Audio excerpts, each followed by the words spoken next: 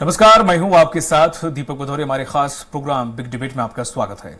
मध्य प्रदेश विधानसभा चुनाव के ठीक पहले हुए उज्जैन दुष्कर्म घटनाक्रम के बाद से प्रदेश में आरोप और बयानों का क्रम शुरू हो चुका है।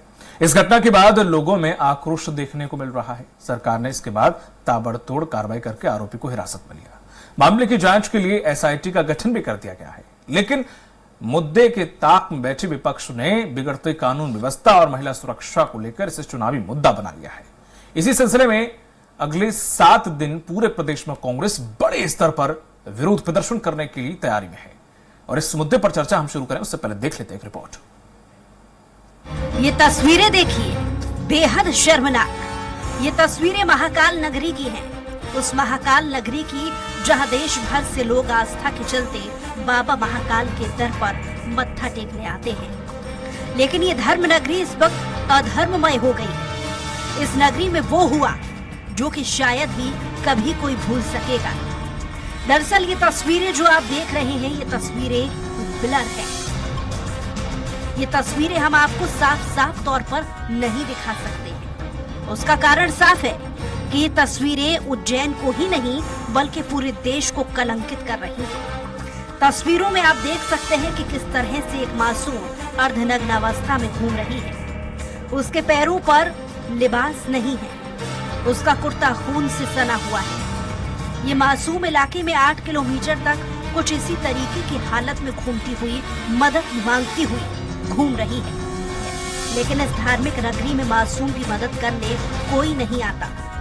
तस्वीरों को देखकर अंदाजा लगाया जा सकता है कि उस वक्त मासूम की क्या हालत रही होगी, मासूम के ऊपर क्या बीत रही होगी, कितना दर्द ये अपने अंदर लेकर घूम रही है, किस दौर से ये गुजर रही होगी। पर कोई भी इस मासूम का साथ देने, उसकी परेशानी सुनता नजर नहीं आता।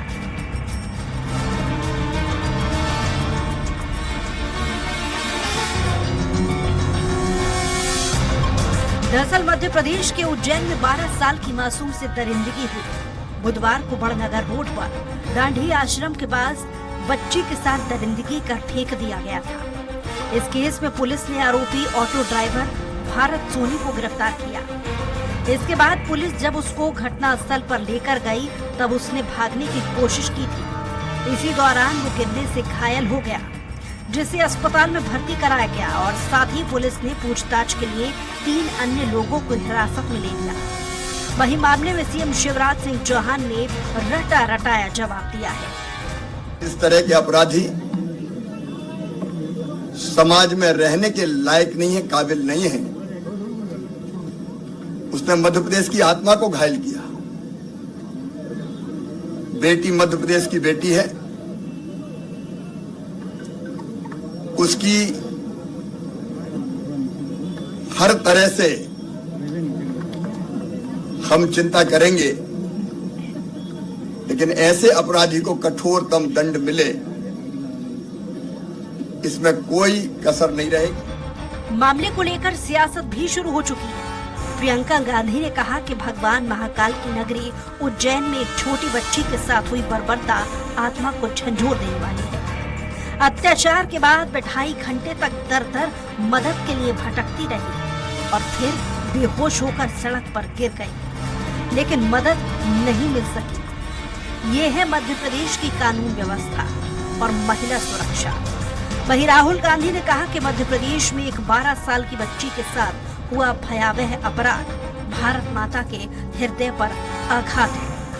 महिलाओं के खिलाफ अपराध और नाबालिग बच्चियों के खिलाफ हुई दुष्कर्म की संख्या सबसे ज्यादा मध्य प्रदेश में है। इसके गुनहगार वो अपराधी तो है ही जिन्होंने ये गुनाह किए हैं, साथ ही प्रदेश की बीजेपी सरकार भी है जो बेटियों की रक्षा करने में अक्षम है। न न्याय है, न कानून व्यवस्था और न अधिकार। उधर कांग्रेस प्रदेश अध्यक्ष कमलनाथ ने उज्जैन की दर्दनाक घटना को लेकर प्रदेश सरकार से पीड़िता को 1 करोड़ रुपए की आर्थिक मदद दिए जाने की मांग की है।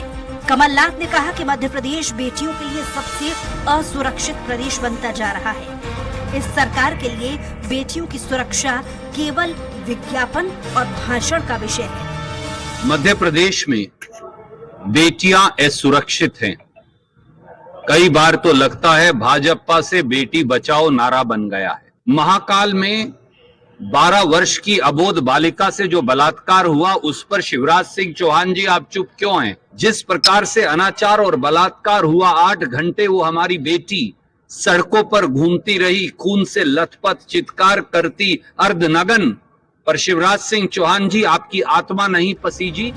बहरहाल इस तरीके की वारदातें और जघन्य पूर्व में भी हो चुकी हैं। हर बार वारदातों को लेकर नियम बनाने और कठोर कार्रवाई करने का दावा किया जाता है, लेकिन उसके बाद भी ये वारदातें थमने का नाम नहीं ले रही हैं। ऐसे में एक और वारदात का सामने आना कई तरीके के सवाल खड़े करता है कि क्या मध्य प्रदेश में अपराधी बेलगाम हो चुके हैं? पुलिस का खौफ अपराधियों के ऊपर नहीं है, जिसके चलते ये वारदातें हो रही हैं। तो आखिर इन वारदातों को रोकने के लिए कानून व्यवस्था क्या फिर से कठोर और चुस्त दुरुस्त करने की जरूरत है? ये बड़ा सवाल है। उज्जैन से विजय नीमा के साथ सलमान खान, स्वराज एक्सप्रेस, भोपाल। और इसी मुद्दे पर चर्चा करने के लिए खास पैनल हमारे साथ जुड़ा हुआ है ब्रजगोपाल लोया जी हैं, जो कि बीजेपी प्रवक्ता हैं। सर, आपका बहुत बहुत स्वागत है। योगेंद्र सिंह जादौन जी हैं, ये कांग्रेस प्रवक्ता हैं। सर, आपका भी बहुत बहुत स्वागत है। और डॉक्टर भूपेंद्र कुमार जी हैं हमारे साथ, जो कि वरिष्ठ पत्रकार हैं। सर, आपका भी बहुत बहुत स्वागत है। तो जिस तरह से अगर देखा जाए ब्रजगोपाल जी, मध्य प्रदेश में क्या चल रहा है? जिस तरह से हम देखें, कभी लड़की को जिंदा गाड़ दिया जाता है, किसी का सर कलम कर दिया जाता है, 100 रुपए के लिए कुल्हाड़ी मार के हत्या कर दी जाती है, कोई नाबालिग लड़की 8 घंटे 12 अर्धनग्न अवस्था में घूमती है, पूरा परिवार जिंदा गाड़ दिया जाता है, किसी को कुत्ता बना के पट्टा पहना के भौ भौ करवाया जाता है। ये क्या रहा है मतलब? और आप कहते हैं कानून व्यवस्था बड़ी बढ़िया है मध्य प्रदेश की। योगेंद्र सिंह जादव बोल रहा हूं। जी बताएं। सर, आपकी आवाज दर्शकों तक नहीं पहुंच पा रही है ब्रजगोपाल जी।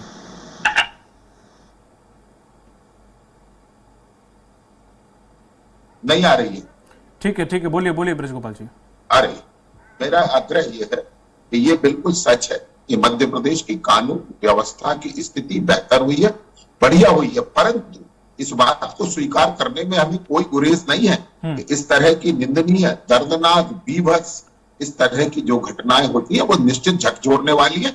निश्चित उससे प्रश्न उठते हैं, हमारे मन में भी उठते हैं, केवल किसी एक व्यक्ति के मन में उठे वो नहीं है, हमारे मन में भी ये प्रश्न उठते हैं, सरकार के मन में भी उठते हैं। परंतु एक बात आपसे ये आग्रह पूर्वक कहना चाहूंगा कि इस तरह के बेहद संवेदन सामाजिक मुद्दे हैं, इन पर हमें जब चर्चा करें तो इसको भी ध्यान में रखना चाहिए। ये केवल आरोप प्रत्यारोप में कहीं ऐसा ना हो कि वास्तविक मुद्दा गुम हो जाए, कहीं ऐसा ना हो। आपको लोया जी, जब भी कोई ऐसी घटना घटित होती है और हम जब ये सवाल रखते हैं और हमेशा हमसे यही कहा जाता है, कब तक हम संयम रखें, कब तक हम इस तरह से नहीं, एक मिनट, आप जो बोल रहे हैं एक कानून व्यवस्था बड़ी बढ़िया सुदृढ़ हुई है, मुझे कुछ आंकड़े बताइए। जी, मैं आपको आंकड़े बताऊंगा 2021 से 2023 तक के, और आप मुझे बताइए। एनसीआरबी की रिपोर्ट हटा दीजिए आंकड़ेबाजी में और इन राजनीति में एनसीआरबी की समाज का कितना नुकसान। मैं आपसे फिर कहता हूं, एनसीआरबी की रिपोर्ट मेरे पास भी है। एनसीआरबी की वो रिपोर्ट भी मेरे पास है जहां प्रतिदिन 19 बच्चियों के साथ राजस्थान में बलात्कार होता है। मैं आपसे फिर कह रहा हूं कि मैं इस पर एनसीआरबी की रिपोर्ट आप मानेंगे नहीं, कांग्रेस की बात आप मानेंगे नहीं, आपका आंकड़ा फिर किससे तय होगा? नहीं मानता।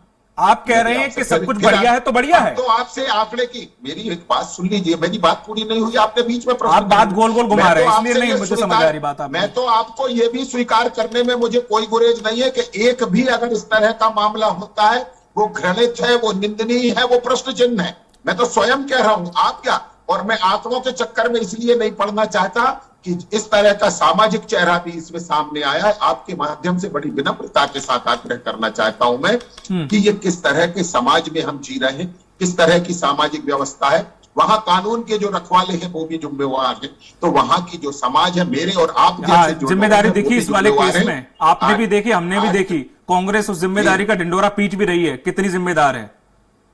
नहीं, वो कितने जिम्मेवार है देखिए, वो सिलेक्ट उनके यहाँ अपराध भी सिलेक्टिव है कि राजस्थान में बेटी के साथ होगा तो वो उस पर मुझे सिर्फ एक बात बताइए लोया जी, बहुत स्पष्ट बात करूंगा मैं अगर ये जवाब नहीं देना। मैं क्या कह रहा हूं लोया जी, मुझे सिर्फ इस पर जवाब कहिए, अगर यही बेटी किसी बड़े अधिकारी या किसी बड़े नेता की होती तो क्या वहां की पुलिस ऐसे हाथ पे हाथ रखे बैठी रहती? मुझे हाँ या ना का जवाब दे दीजिए। कब बैठी है?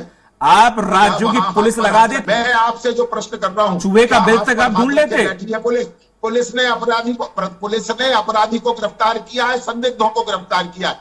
मैं फिर से आपसे कह रहा हूं, और शायद आपने जो आरोपी है उसके पिता का बयान नहीं सुना। बिल्कुल सुना, मार दो जान से, जेल क्यों ले गए, सब सुन रखा सर मैंने जी।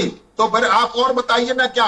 देखिए, यही अपराध के प्रति संवेदनशीलता होना चाहिए। तो उस पिता ने ये कहा कि यदि बच्ची मेरी होती तो भी वही कार्रवाई होनी थी, और जो मेरे बेटे के साथ हो, यही तो पिता का बयान है सर। ये तो बीजेपी की सरकार और पुलिस का बयान होना चाहिए था, चाहे एक दलित की बेटी हो, चाहे गरीब की बेटी हो, चाहे किसी नेता की बेटी हो। मैं आपसे फिर कह रहा हूं, आप एजेंडा मत चलाइए। मैं आपसे फिर कह रहा हूं, एजेंडा कौन सा एजेंडा चला रहे सर? मैं आपसे जवाब देना पड़ेगा, सरकार में आप सर। मैं किससे जवाब मांगू? योगेंद्र जी से मांगू? सुन कहां रहे सरकार? जवाब आप क्या कह रहे हैं? हम संवेदनशील हैं, उसके पिता नहीं। उसका पिता तो कहेगा ही, वो तो उसके पिता की संवेदनशीलता देखिए। उसने बोला गोली मारो। संवेदनशील नहीं है तो क्या मुख्यमंत्री संवेदनशील नहीं है? वो लोग संवेदनशील है जो दिल्ली में बैठकर ट्वीट कहां गए? जिन्हें राजस्थान की बेटियों गुंडा को छोड़ेंगे नहीं, राज्य छोड़ जाए, कॉपी तो बयानों की कर लेते हैं, माफिया को जिंदा गाड़ देंगे। कितने गड़ गए सर? आपका समझ आता है? एक मिनट, जनता पे फर्क पड़ा नहीं पड़ा, माफियाओं पे तो कान पे जू नहीं रही। तो आपने मुझे काय के लिए जोड़ा? सब बातें आपको ही करनी। अरे तो जवाब तो दोगे ना सर? पर्याप्त जवाब तो दोगे ना सर? आप सुनते नहीं। जनता में आक्रोश है, आपको जवाब तो देना पड़ेगा ना सर? कहता हूँ जवाब आप नहीं, तो जवाब सुनेंगे तब तो। हाँ, जवाब दीजिए। ये मध्य प्रदेश पर ये सहमति हाँ ठीक है, ये मत करिएगा बस। क्या करे? क्या किसी को बिना कानूनी स्वीकार करिए ना? हाँ, लचर व्यवस्था है, गलती हुई है पुलिस वालों से। जस्टिस करें। अरे मैं आपसे पूछ रहा हूँ, आप जस्टिस करेंगे? किस चीज का जस्टिस करिए? किस चीज का? बिना किस चीज का जस्टिस करूं मैं? कानूनी प्रक्रिया से गुजारे, उसको फांसी पे चढ़ा दीजिए। ये आप कह रहे हैं क्या? अरे वो तो आपका काम है कि आपका फांसी पे चढ़ाओगे, उसका हमारा काम थोड़ी ना है सर। जिम्मेवार हिस्सा है। अब आपका भी काम हम करें क्या? जिम्मेवार हिस्सा है। मैं आपसे फिर कह रहा हूँ, आप अपने आप को पहले समाज के उसी हिस्से में शामिल करिए। तभी तो मुद्दा उठा रहे हैं सर कि क्या किसी को बिना कानूनी प्रक्रिया के गुजारे उसको फांसी पर लटका? ठीक है, मैं आपके पास लौटूंगा। योगेंद्र जी, राज्य नहीं है जिसने बेटियों से बलात्कार पर फांसी की सजा तय की। क्या मध्य प्रदेश पहला राज्य नहीं है जिसमें 15 से ज्यादा इस तरह के बलात्कारियों को फांसी की सजा न्यायालय से दिलवाने का काम सरकार ने? मैं लौटूंगा आपके पास। आपसे पूछना चाहता हूँ, आप क्या चाहते हैं, पहले वो भी स्पष्ट करें। मैं चाहता हूं कि इस मध्य प्रदेश के अंदर हर लड़की, चाहे 12 बजे से 1 बजे तक, कितने बजे बाहर निकल सके, हर लड़की सुरक्षित हो। मैं आपसे ये पूछता हूं, क्या पूछते हैं? केवल मध्य प्रदेश, क्या केवल पूरा मेरा देश, या पूरी दुनिया में? हम कहां बैठे हैं सर? ये समाज दर्पण है, ये समाज दर्पण है। और आप और मैं भी सरकार में। आप कहां बैठे? मध्य प्रदेश में बैठे हैं ना? मैं यूपी की बात क्यों करूं? मैं राजस्थान की बात क्यों करूं? मैं तो आपसे नहीं, तो फिर आप दिल्ली के राहुल गांधी, मैं नहीं किसी राज्य को बोलूंगा, मैं मध्य प्रदेश की बात करूंगा। मैं आपसे फिर कह रहा हूं, ये एजेंडा चलाना बंद करिए।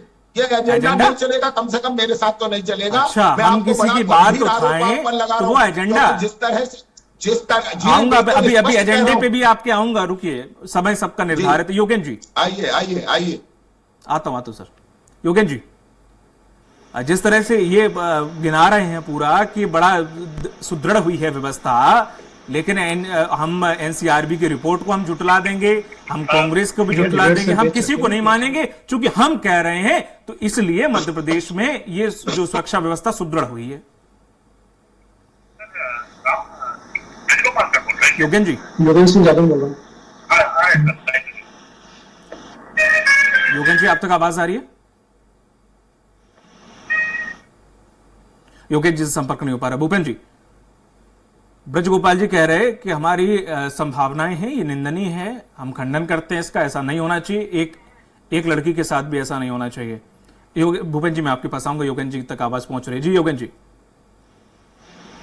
जी योगेंद्र जी, सवाल मेरा यह है, बीजेपी प्रवक्ता ने कहा है कि हम किसी रिपोर्ट को नहीं मानते, आंकड़े नहीं मानते, हम ये जानते हैं कि हम मध्य प्रदेश की जो सुरक्षा व्यवस्था है वो सुदृढ़ हो रही है। हाँ, हम ये भी मानते हैं कि हाँ, जो भी हुआ गलत हुआ, एक लड़की के साथ भी ऐसा नहीं होना चाहिए। बस मेरा तो ये कहना है कि ये जो भी घटना हुई है उसके लिए भारतीय जनता पार्टी का जो शासन है उसको ये तो स्वीकार करना ही होगा कि कहीं तो त्रुटि हुई है, और जिनने त्रुटि करी है उनके खिलाफ कार्रवाई होना चाहिए। अभी जैसे ही घटना होती है, घटना होने के तुरंत बाद ये कहा जा रहा है, जिला पुलिस अधीक्षक जो उज्जैन के हैं शर्मा जी का कहना है कि हम सारे ऑटो रिक्शा जितने भी चालक है, परिचालक है, इनका सबका हम बायोडेटा डाटाबेस तैयार करेंगे, उनके पे नजरानी रखी जाएगी, आपराधिक प्रवृत्ति के व्यक्ति नहीं होना चाहिए, इसका ध्यान रखेंगे। अरे जब अपराध घटित हो जाता है उसके पश्चात इस प्रकार की कार्रवाई की बात आप करते हैं, इसके पूर्व ऐसी व्यवस्था क्यों नहीं होती? मेरा कहना है कि सारे जितने भी रिकॉर्ड थे, आज हिंदुस्तान के अंदर मध्य प्रदेश सबसे टॉप स्थिति में पहुंच गया बलात्कार के आंकड़ों पे। अब आप इन आंकड़ों की बात को झूठलाना चाहते हैं। अब भारतीय जनता पार्टी के प्रवक्ता जी कहेंगे कि ये सब झूठ है, आंकड़े गलत सब झूठ है। मेरा तो ये कहना है श्रीमान कि जो आंकड़े बताए गए हैं, ये आंकड़े किसी कांग्रेस पार्टी के मुख्यालय से जारी नहीं हुए, ये एनसीआरबी के आंकड़े हैं। आप जो है यौन शोषण में, बच्चों के साथ यौन शोषण में मध्य प्रदेश सबसे टॉप पायदान पर है, आपको स्वीकार करना पड़ेगा। क्योंकि आपकी जो व्यवस्था है वो पुलिस प्रशासन से आपकी व्यवस्था पूरी तरह से खत्म हो चुकी है। आपके मंत्री जी, आपके गृह मंत्री जी केवल मुख्यमंत्री पद के लिए संघर्ष करते हैं। जिस लाडली बहना की बात आप मध्य प्रदेश में कर रहे हैं, जिस लाडली बहना की सुरक्षा की गारंटी भी तो आपको लेना होगी, कितनी शर्मनाक बात है। ये बात केवल इस बात की नहीं है, एक बलात्कार से ज्यादा घिनौनी घटना यह है कि महाकाल जहां इतनी पवित्र भूमि है और वहां का इतना अच्छा चित्रण है और ऐसी जगह पूरे देश के अंदर बदनाम हुई है, आप इस गलती को स्वीकार क्यों नहीं करते? आप प्रशासन के खिलाफ क्या कार्रवाई करते हैं? आप जरा बताइए कि 12 वर्ष की एक बालिका सतना से चलती है, उज्जैन तक अकेली पहुंच जाती है, उससे पूछने वाला, वो भी बस के माध्यम से, उससे पूछने वाला बस के अंदर कोई नहीं है। ये इस प्रकार की असंवेदनशीलता और ये इस प्रकार का जो लाचार व्यवस्था है, ये वाकई सारी मानव सभ्यता को शर्मसार करती है। 8 किलोमीटर पैदल चलती है वो लड़की, लेकिन बीच में पुलिस की एक गाड़ी गश्त लगाती हुई मिलती है। 8 किलोमीटर तक कोई उसकी मदद करने वाला नहीं भाई, और आपको यही पता नहीं चलता कि वो कहां से आई है। योगेश जी, मैं अब आपके पास आऊंगा। भूपेंद्र कुमार जी, जिस तरह से आपने पूरा सिनेरियो सुना, ये सिनेरियो नहीं, पूरा आप 1-1.5 साल का पूरे सारे सिनेरियो उठा लीजिए जो कि पूरे देश में बड़े प्रचलित हुए हैं। मध्य प्रदेश की छवि बड़ी उभर के आई है इन केसों की वजह से। हालांकि किसी में कार्रवाई हुई, मैं ये नहीं कहूंगा कि कार्रवाई नहीं हुई, कार्रवाई हुई, लेकिन क्यों इस प्रकार की बार-बार ये घटनाएं होती हैं और कितना निंदनीय है? देखिए, सरकार कानून व्यवस्था के लिए अपनी एजेंसियां बनाती हैं और प्राइवेट एजेंसियां भी काम करती हैं, ठीक है, और आंकड़ों पे सर्वेक्षण होता है। और भारत एक संघीय व्यवस्था का देश है, राज्यों में विभक्त है और संघीय व्यवस्था बनी हुई है, और ये जिम्मेदारी बनती है सरकार की और सरकार को इसका जवाब देना चाहिए। देखिए, ये एक विवश विषय है लेकिन समाज से जुड़ा है। हमें भी अच्छा नहीं लगता कि इस विषय में हम ज्यादा राजनीति करें या उस चीज की, लेकिन जिम्मेदारी तो तय होनी चाहिए। संवेदनशीलता सरकार के साथ साथ लोगों की भी संवेदनशीलता भी इसमें जिम्मेदारी होनी चाहिए। आज हम मीडिया से जुड़े लोग हैं, हम इस विषय पे चर्चा कर रहे हैं क्योंकि जागरूकता लाने के लिए। वो 12 साल की बच्ची 8 किलोमीटर लहूलुहान चली, ये जिम्मेदारी सरकार के साथ हमारी संवेदनाओं से भी जुड़ी हुई है। हमारा प्रश्न ये नहीं है कि हम राजनीति दल हैं, हम इसका फायदा उठाना चाहें या हम ये चाहें कि हमें ये वोट में कन्वर्ट हो जाए। इस सारी चीजों को देखना पड़ेगा। सरकार को तुरंत कार्रवाई करनी चाहिए। ये आपने अच्छा बात कही कि अगर कोई एक व्यक्तित्व वाली परिवार से होती है या कोई तो उसके प्रति सरकार के सब सारे लोग लग जाते हैं। बिल्कुल होता है। तो ये व्यवस्था है, ये कब आएगी? जो समानता की दूरी, ये सरकार की नैतिक जिम्मेदारी है कि हर कानून व्यवस्था हो, चाहे वो आवश्यक वस्तुएं हो या कुछ भी हो, वो समाज के अंतिम पंक्ति तक पहुंचनी चाहिए। दूसरी बात, उस अबोध व्यक्ति की ये मानसिकता क्यों बन रही है और लगातार घटनाएं इस तरह की मध्य प्रदेश में घट रही हैं। हम आंकड़े की बात नहीं कर रहे, कभी भी हम बात करते हैं तो वो कांग्रेस की राज्य की बात करने लगते हैं, यहाँ बीजेपी दूसरे की, तो काउंटर करने की बात नहीं है। यहाँ एक सीधा सहज उपाय है कि हमको इस जिम्मेदारी से सीखना चाहिए। अब आपने कहा कि वो ऑटो और उन लोगों का वेरिफिकेशन करेंगे, ये तो मैं आपसे 20 साल पहले भी सुन चुका हूं कि इस तरह से होता है, लेकिन ये घटनाएं तो नहीं घट रही, कम हो रही हैं, ये तो बढ़ ही रही हैं। लेकिन हमारा ये मानना है कि इन चीजों में राजनीति भी नहीं होनी चाहिए, तुरंत कार्रवाई होती चाहिए समानता से, और हमें सीखना चाहिए उनके प्रति। ऐसा नहीं है कि आपने अगर फांसी की सजा मिल गई तो हमने वाहवाही ले ली कि हमने पैरवी करके ले ली। अब वो जघन्य अपराधी है तो अब फांसी की सजा अब मिले वो एक अलग विषय है। आपने जैसे अभी उनके पिता का स्टेटमेंट ले लिया, वो सामाजिक मूल्यों वाला वो पिता क्या बोलेगा? समाज सूर रहा है, अब आपने अपनी राजनीति के हिसाब से उसके ले लिया। हमारी जिम्मेदारी सब सबकी जिम्मेदारी है, राजनीति विद्वेष से हट के हमको लेना चाहिए कि हमें इस घटनाओं की, बच्ची किसी की भी हो, हमारी राष्ट्र की संपत्ति निधि है हमारी। और हम सरकार तो ये सरकार तो निश्चित रूप से महिलाओं की बहुत बड़ी बात करती है, जिम्मेदारी करती है। अभी लाडली लक्ष्मी योजना हो या समानता के, अभी प्रधानमंत्री मोदी जी ने जो 33% रिजर्वेशन की बात करी है, तो ये सारी जिम्मेदारी जब हो रही है, जब साकार रूप जब लेंगी, जब उनके मौलिक सुरक्षा के अधिकार होंगे, तो इस चीज को तय करना पड़ेगा। और हमें ये बहस में राजनीति बिल्कुल मैं नहीं चाहता, और ना ही मैं मीडिया का व्यक्ति होते हुए भी इस तरह से कहूंगा, लेकिन ये बात तय होनी चाहिए, संवेदनशीलता सम्य होनी चाहिए, समाज के हर युग में मैंने देखना चाहिए। जिस तरह से वीडियो दिख रहा है कि वो एक घर में जा रही है और घर वाले भगा रहे हैं, ये क्या है? ये इस पहलू शासन का, जो सत्ता में जो पार्टी है, उसको मौलिक चीजें भी बतानी चाहिए, ये भी जिम्मेदारी है उसकी। और विपक्ष की ये जिम्मेदारी भी है कि वो प्रश्न करे, आप उत्तेजित ना हो, आप उसको डाइवर्ट मत करें, क्योंकि अगर आप डाइवर्ट करेंगे तो निश्चित रूप से उसका क्रियान्वयन ढंग से नहीं कर पाएंगे। दूसरी बात, जो ब्यूरोक्रेट बन रहे हैं, जो अधिकारी बैठते हैं, पुलिस अधीक्षक, तो वो क्या होते हैं, राजशासन, अपनी संघीय व्यवस्था में राज शासन और केंद्र सरकार यूपीएससी और पीएससी से सेलेक्ट होकर आते हैं, तो अधिकांश जिलों में पीएससी के अधिकारी बैठा लेते। हमारे यहाँ जो नए जो अधिकारी, आईपीएस अधिकारी आते हैं, पुलिस अधीक्षक, क्या होते हैं कि वो उनको लूप लाइन में डाल देते हैं, उनको पुलिस अधीक्षक। तो ऐसी भी व्यवस्था पे हमारा मानना है कि इसको सोचना चाहिए। नए युवा होते हैं और उस चीज के बारे में जी लोया जी, जिस तरह से देखा जाए जो ये बोला, थोड़ा सा हमें भी, जैसे कि अब उन्होंने कहा राजनीति इस पर नहीं करनी चाहिए, सवाल आप पे बनते थे इसलिए मैंने आपसे पूछे। सवाल ये भी खड़ा होता है कि जितनी बातें हैं उनसे पूरों से सहमति दर्ज करता हूं, पूरे एक भी बात भूपेंद्र जी की ऐसी नहीं है जिसे नकारा जा सके। और मैं तो खुद कहता हूं कि हम अगर सरकार में है, हमारा राजनीतिक दल, तो हमारी जिम्मेवारी ज्यादा बनती है। इससे हम बचना नहीं चाहते, हम भागना नहीं चाहते, मगर मैं ये कहना चाहता हूं कि ये जो समाज जिस दिशा में जा रहा है, ये एक बहुत गंभीर सामाजिक मुद्दा है। और सामाजिक मुद्दों पर यदि हम राजनीतिक जवाब देते हैं या राजनीतिक प्रतिक्रिया देते हैं तो ये भी दुर्भाग्यपूर्ण है, परंतु वो देना इसलिए पड़ती है कि हम ये मानते हैं कि कभी भी अपराध सिलेक्टिव नहीं हो सकता और हमारी कलेक्टिव रिस्पॉन्सिबिलिटी है, इसको याद रखिएगा। आप भी समाज में, बिल्कुल, लेकिन सर बिल्कुल सहमत हूं, लेकिन पुलिस का रवैया टाइट हो तो उसके लिए हमें कार्रवाई करनी होगी। उत्तर प्रदेश में इस प्रकार की घटना में पूरा थाना सस्पेंड हो जाता है। एक बात और कहता हूं, इसको भी स्वीकार करता हूं कि सरकार में जो है उसकी ज्यादा है, परंतु सबसे ज्यादा है समाज की जो चेहरा आ रहा है। एक बड़ा दुर्भाग्यपूर्ण एक नया प्रश्न आपके समक्ष उठा रहा हूं, आप सुन लेंगे कि इस तरह से जो लोग वीडियो तो बना रहे हैं परंतु बेटी की मदद नहीं कर रहे, मैं तो ये समझता हूं कि ये भी सामाजिक सजा के हकदार है। ये बड़ा दुर्भाग्यपूर्ण है। बिल्कुल है, बिल्कुल। इससे ज्यादा दुर्भाग्य कोई नहीं हो सकता है कि आज हम किसी पीड़ित की मदद करने के बजाय पीड़ा का वीडियो बनाते हैं। ये बिल्कुल ठीक है, उन वीडियो वालों पे भी कार्रवाई हो और जिससे उन्होंने मदद मांगी की नहीं, उन पे भी कार्रवाई हो, बिल्कुल सही बात है, मैं सहमत हूं। लेकिन हमारे राज्य की व्यवस्था जो है उस पे भी हमें ध्यान देना होगा, सिर्फ चुनाव पे ध्यान देना है, फोकस कर निश्चित देना होगा, क्योंकि अभी जो आंकड़ों पे, हालांकि आंकड़े जो आपने हैं वो रोक दिए, वरना मध्य प्रदेश की हालत बहुत ज्यादा है। हर घंटे सर 19 दलितों पे केस दर्ज होते हैं, 3 से 4 महिलाएं अपहरित होती हैं, 4 से 5 हत्याएं हर घंटे दर्ज होती हैं सर। तो ये जो आंकड़े को भयभीत करने वाले हैं, अब चूंकि आंकड़े आपने बोले नहीं, बनना आंकड़े तो ऐसे थे सर, आप मजा आ जाता सर, लेकिन अब वही है कि आप सुनने को तैयार नहीं है, क्योंकि हकीकत थोड़ा सा परे है इससे। इस पे थोड़ा सा ध्यान देने की जरूरत है, अन्यथा थोड़ा सा ध्यान देने की जरूरत है, वरना सर फिर वो जंगल राज वाला हिसाब उससे संबोधित करने लगा जाएगा, फिर क्या मतलब नहीं है फिर उससे। बेटियों के कल्याण का काम हमने किया है, जो लोग टंचमाल समझते हैं वो कभी नहीं करेंगे। ये आपसे उम्मीद है सर के साथ कहना चाहता हूँ।